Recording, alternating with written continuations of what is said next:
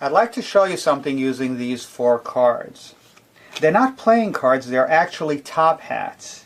And magicians used to do a lot of magic with top hats, and we're going to use these 4 hats for this little show. The first thing magicians did is turn the hat mouth up. This allowed them to collect tips while working the streets.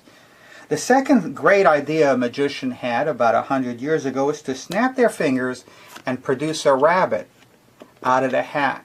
This ended up being the routine most magicians are famous for.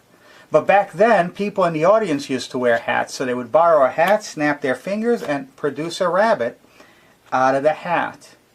Things became difficult later on when people stopped wearing hats. So the magicians had to use their own hats and show that there were no rabbits hidden between the hats. They had to show that there were no rabbits hiding anywhere. They even had to shake the hat to prove that there was no rabbit hidden inside. But when they snapped the fingers, they would produce a rabbit. So we have 3 rabbits and 1, 2, 3, 4 hats. I could continue producing rabbits to the end of time, but we're kind of running out of room.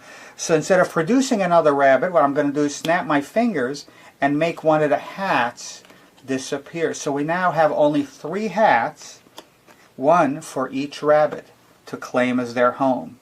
Now magicians eventually stopped doing magic with rabbits too. And it wasn't because of PETA. It was because rabbits were basically filthy animals. And when you kept them inside dark places like hats long enough, eventually they started to have babies and multiply until the magician ran out of money feeding them and room to keep them.